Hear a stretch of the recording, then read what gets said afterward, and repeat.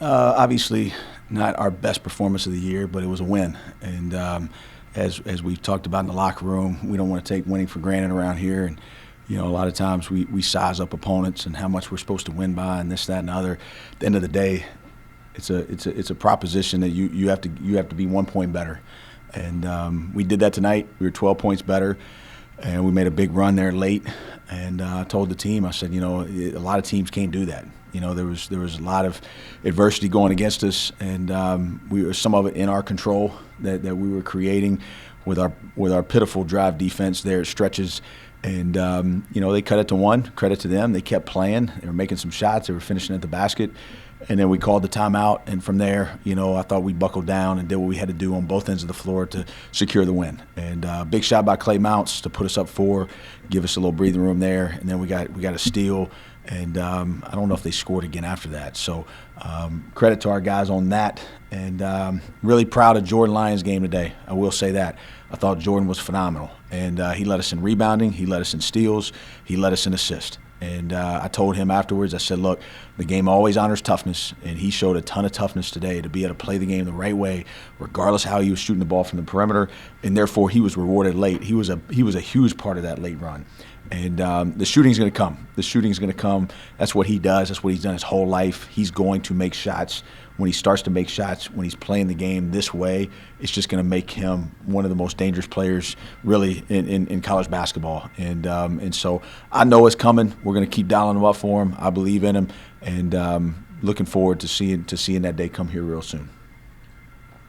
I know this is not the ideal way to win, but can you recall a time where the opponent shot like 56% and you guys won? That's usually not a good recipe, right? That usually doesn't work out. So. Fortunately, we were able to mix. We found a way. We mixed in some turnovers. I think we created some 15 turnovers, and some of those being live ball that we were able to get untransitioned. So, at halftime we were up 13, and they were still shooting, 50-some%, 55% from the field and 40% from three. So, it was an odd formula. What I will say, for the most part, got a little stagnant there in the second half. I thought offensively today we played very clean. And especially in the first half, I thought the ball movement was exceptional. And I think that's what allowed us to really be able to stay the course. In my opinion, was we weren't necessarily generating as many stops as what we were accustomed to, and we weren't necessarily just lighting the nets on fire. But I thought our rhythm and our flow offensively was really good. And I guess we finished, 84 points, and we shot 51% from the field, and we shot 36% from three. And so, I think that's what did it. We allowed 72 points, a little bit more than what we would like, but fortunately we were able to score 84. Jordan, you mentioned him in your opening statement. Just talk about, there was one play in the first half where he had the jump stop, and I think he drew a foul. Just talk about how he's changed offensively. And you mentioned he could be one of the best players in college basketball. Talk about how he's changed his game and kind of just shown his overall talent. Yeah, the word that we've constantly used with Jordan is just complete, and just don't make yourself one-dimensional. Be complete. And, there's going to be nights where you don't necessarily hit your three ball. You can't always control that. Everybody, nobody's immune from a bad night. And so you've got to be able to impact the game in other ways. And for shooters, sometimes that can be hard because your whole life it's like, hey, this is what I've done. I've hit perimeter shots, and that gives you the buzz, that gives you the feeling, that gives you the adrenaline. And all of a sudden, when that's not going in, it can mess with your mind a little bit. And so, he and I have talked about it the last few days, and he's making the right steps to get that corrected, and he will get that corrected.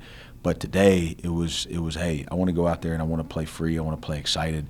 I want to let the ball come to me. And it's one of those situations where Jordan's a good enough player to impact our program and impact winning besides making shots. And that's what he showed tonight, right? He got steals, he got assists, he got rebounds, he scored inside the arc. He still had a double-figure night, you know what I mean? So that's what I was proud of. I'm sure it's frustrating when he misses the wide-open three right there on their blown assignment, and he's in the corner, which is a spot he usually hits from. But that's coming. That's coming, and we still have 2 more non-conference games, and we got some time to shake it loose, and get him right by league play, and we'll be just fine. So it's like I told him, percentages start over in conference play.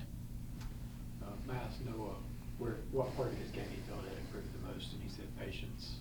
Where do you see his biggest improvement so far? I'd probably say everywhere. You know, I mean, he's improved. The last 3 games, what he's doing, he's shooting the ball like we know he's capable of shooting the ball, and he's got confidence in his shot again, which is a funny thing for players. But right now, he's got a beautiful stroke, and it's like I told him, like you've got to shoot that with confidence, and if you start doing that, it's going to change how people defend you. But also his patience in the post, you know, and understanding, you know, first half they didn't bring a double, so I think he had 16 at halftime, and then second half they did bring a double, and he still had 13, right? And so allowing himself to see how the defense is playing him and understanding if they bring a double, then I'm going to make them pay by getting the ball out to where it needs to go. And which is why nobody doubled Matt last year, was because Matt was going to make you pay throwing it out. What Noah was doing earlier in the year when, you know, after the Gardner-Webb game, people started doubling him, and he was still trying to score them all, right? And he wasn't necessarily seeing where the double was coming from. He wasn't catching and seeing. And now all of a sudden tonight you saw him, right? He caught it, looked, let me see what's going on, and then all of a sudden the double comes, picks it up, and then he throws out. That just makes it really hard, especially when we have a lot of shooters out there. But, you know, Noah can score it on the block. Noah can hit threes. Noah can rebound. Noah can run. He made a couple plays with the ball in his hand tonight. So, you know, and he's only a sophomore. So the sky's the limit for him. And, you know, nice to see him have 29 out there tonight, for sure. Makes me look like a better coach. Given the way things went down this past week on the road, you know, you jumped out to an early lead at South Florida. You had the 14-point lead at Auburn second half. I know this is an entirely different animal today, but the way you won this game when things were kind of trending score-wise in the same direction, is that something you can take away and build off of? And also, how important was it to play today rather than waiting a week after? And that was a heartbreaking loss that Thursday for these guys. Yeah, you know, I mean, it's there's no right answer, Scott. You know what I mean? Like, it's 4 of our top 8 are sophomores, and so there's a lot of me that I want to get to practice. You know, there's some things that we can clean up that we really, to be honest with you, we haven't had time, right? I mean, you got to make sure that these guys are ready to play. So we don't play well Monday at South Florida. Well, Tuesday, it's not like you can go out there and just, you know, strap it up for 2 hours, right? You got to go skill, and you got to make sure their bodies are good. You know, you're trying to restore them so that you have a chance at Auburn. You know, Wednesday's Auburn prep, right? And you're out there for 75 minutes. Thursday you play. Friday you drive all the way back, which is draining as it is, and it's a quote-unquote off day, but you're sitting in a bus all day. And then yesterday you come in and you do Upstate prep, right? And then today we go play Upstate. So there's still some things from the South Florida game that I would love to clean up that we just haven't had the time to. And so, you know, you're having to coach a lot on the fly. You're having to coach a lot in the film room. We're going to give them tomorrow off just because it's not necessarily what I want to do, but it's what we have to do, right? It's what's right by our players. It's what's right by their legs. You could see it tonight in transition defense. I mean, we just didn't have that gear, that speed that this group has, and you know, the human body only has so much, right? And so we've got to rest up and we got to play the game, and then we'll have, you know, Thursday, Friday, same type deal, get ready for Winthrop. And then finally we'll have a little bit of practice time there, you know, before we go on our first league game when we go up to Mercer. So it's the battle of the season. Like, we're all fighting it. And there's part of me that wishes we would have played one less game, you know. So it's like, hey, you know, you get some of these guys some good practice time. But at the same time, you can't really replace game experience either. So a lot of the stuff that we'll have on film today will help these guys in a lot of different ways. Talk about what Jalen Pugh continues to kind of bring off the bench. You know, he had 3 3-pointers in the first half against Auburn, and comes off the bench today, plays 7 minutes, scores 6 points. Just talk about how big that's been for your team. Yeah, JP's worked really, really hard, and it's like I told the team after Auburn, none of this is ever an accident, right? Like, you have to earn the right to perform, and unfortunately we forget that at times. You have to earn the right to perform. And the Auburn game, let me tell you what JP was doing. First of all, the day before in Gainesville, we had a reserve game where we take all our reserves, mix up the teams 3-on-3. He was the only player in the reserve game that won all 5 games, okay? Then the next day, he's in the meeting room at Auburn for an hour by himself with Coach Fowler memorizing his scouting report, okay? So then he goes out in the Auburn game, and guess what? He's ready to play, right? And that's where today I leave pregame meal, and I go to get my suit, and I walk out there, and who's out there? Noah Gurley. It's Noah Gurley and a ball, right? Well, Noah gets 29 tonight. And we just you've got to earn the right to perform. And that's everywhere. That's across the board, right? And so what JP's done is JP's made a decision. He's like, you know what? No excuses. It's not going to be anybody's fault. This is on me.